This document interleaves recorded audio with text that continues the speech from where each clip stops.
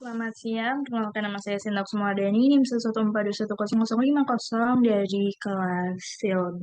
Di sini saya akan mempresentasikan tentang prinsip interpretasi cerita dan pola spektral. Sebelum itu, kita menjelaskan dulu tentang penginderaan jauh. Jadi penginderaan jauh sendiri adalah ilmu untuk memperoleh informasi tentang objek, daerah, atau gejala dengan cara menganalisis data yang diperoleh dengan menggunakan alat tanpa kontak langsung dengan objek, daerah, atau gejala yang akan dikaji. Nah, penginderaan jauh ini menjadi ilmu yang penting karena berfungsi untuk mengenali bentang alam ataupun bentang budaya di permukaan. Melalui metode penginderaan jauh sendiri, kedua bentang bumi tersebut dapat terekam oleh sensor dan menghasilkan citra. Sementara untuk interpretasi citra sendiri merupakan upaya pengenalan identitas suatu objek atau gejala yang tergambar melalui citra. Upaya ini dilakukan dengan mengenali objek, kemudian menerjemahkannya ke dalam ilmu tertentu untuk penggunaan tertentu. Hasilnya akan berupa data numerik atau visual. Nah, data numerik ini dilakukan melalui interpretasi citra secara digital, sedangkan data visual menjadi hasil interpretasi secara manual. Kemudian interpretasi citra dengan cara digital itu akan memanfaatkan data dari komputer, sehingga data tersebut berupa piksel atau bagian terkecil berbentuk segi empat. Kemudian, penafsiran data dilakukan dengan mengklasifikasikan jumlah piksel sesuai dengan tingkatan unsur interpretasi. Jika interpretasi citra manual, itu dilakukan dengan cara menafsirkan unsur visual yang tergambar dalam citra. Misalnya bisa rona atau warna yang sama akan membentuk pola dan kelompok gejala tertentu. Selanjutnya, ini adalah interpretasi atau foto citra dari kondisi wilayah di sekitar rumah Sinta. Rumah Sinta yang bagian di sini tampak penggunaan lahan berupa sawah di bagian kiri, kemudian ada perkebunan dan juga permukiman. Nah, analisis interpretasi citra sendiri berdasarkan unsur visual dan visual. Untuk unsur visual sendiri, yang pertama terdapat rona dan warna.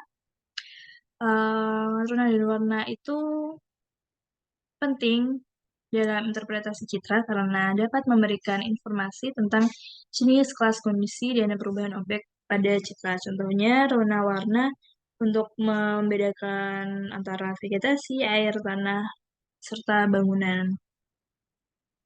Selanjutnya adalah unsur bentuk. Bentuk itu dipengaruhi oleh faktor-faktor seperti ukuran, orientasi, posisi, dan struktur objek. Bentuk sendiri mudah dikenali karena setiap objek memiliki bentuk yang khas atau berbeda. Contohnya jika gunung, bentuk gunung sendiri berbeda dengan bentuk danau. Selanjutnya ada unsur ukuran. Di sini ukuran itu merupakan sebuah dimensi. Ukuran bisa berupa jarak, luas, volume, serta ketinggian, dan juga kemiringan objek. Ukuran sendiri penting dalam interpretasi citra karena dapat memberikan informasi tentang kuantitas dan kualitas objek pada citra. Sebagai contoh, ukuran dapat digunakan untuk menghitung jumlah, luas, atau volume objek tertentu.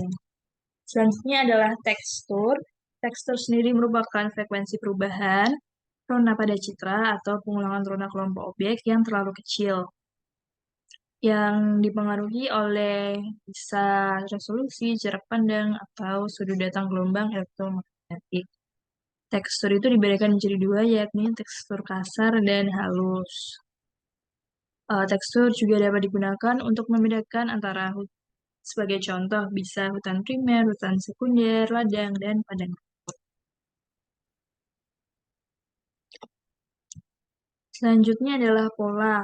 Pola sendiri adalah susunan atau penataan suatu objek atau kelompok objek pada citra yang dipengaruhi oleh bentuk, ukuran, orientasi, posisi, ataupun hubungan antara objek-objek. Pola sendiri bisa dibedakan menjadi pola alami dan pola buatan. Kalau pola alami itu tanpa campur tangan manusia, dengan pola buatan itu mengandung campur tangan manusia. Pola itu dapat digunakan untuk membedakan antara misalnya kawasan perkotaan, pedesaan, pertanian, industri, dan sebagainya.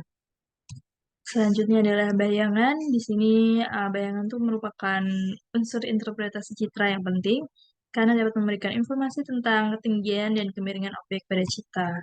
Contohnya, bayangan dapat digunakan untuk mengestimasi tinggi bangunan atau gunung. Untuk unsur non-visualnya sendiri, yang pertama ada situs. Nah, situs sendiri merupakan lokasi geografis suatu objek pada citra. Situs ini dipengaruhi oleh faktor-faktor seperti koordinat geografis, datum geodesi, proyeksi peta, dan juga sistem grid.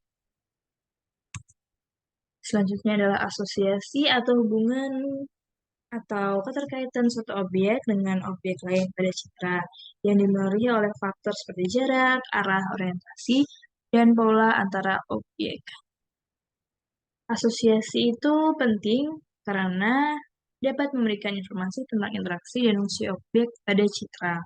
Sebagai contoh adalah untuk mengetahui hubungan antara sungai dan juga bendungan, dan juga bisa antara jalan dan bangunan atau lain.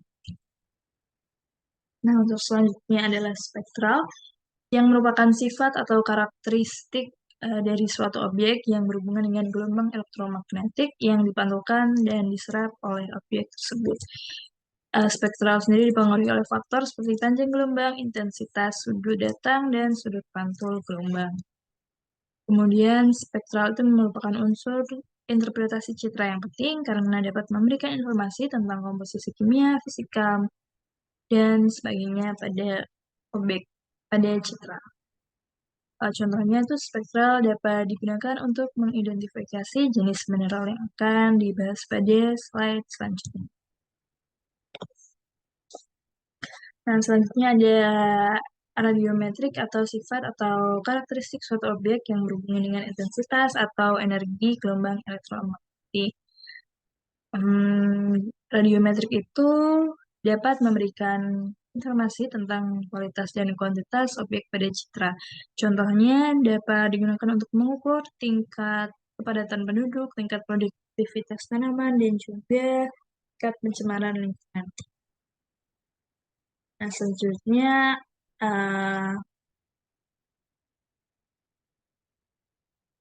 analisis pola spektral. Spektral sendiri merupakan interaksi antara energi elektromagnetik dengan suatu objek.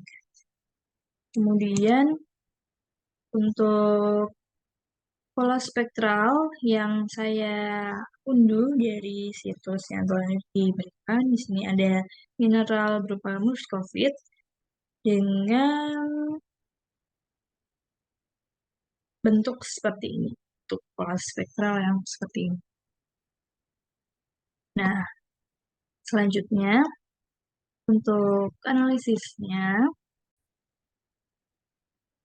berdasarkan analisis pola spektral yang terdapat di gambar ini, digunakan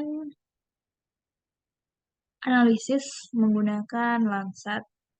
Dan Landsat yang digunakan adalah Landsat 8 untuk pengamatan objek mineral muskovit tersebut. Nah, mengapa digunakan Landsat 8? Landsat 8 sendiri adalah satelit penginderaan jauh yang diluncurkan oleh NASA yang dilengkapi dengan sensor Multispectral Operational Land Imager yang dapat digunakan untuk pengamatan mineral batuan. Nah, beberapa alasan mengapa Landsat 8 cocok untuk tujuan analisis spektral mineral tersebut adalah yang pertama adalah resolusi spektral yang tinggi, kemudian resolusi ruang dan temporal yang baik, yang pada dasarnya Landsat 8 ini menawarkan resolusi spesial yang baik, yaitu kemampuan untuk membedakan objek-objek kecil di permukaan bumi. Lalu juga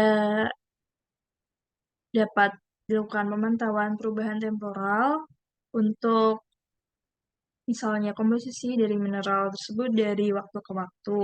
Kemudian juga dapat mendeteksi mineral tertentu karena lensa 8 ini memiliki sensitivitas terhadap spektrum refleksi mineral tertentu. Misalnya, untuk mendeteksi mineral seperti klorit, feldspar, dan kuarsa.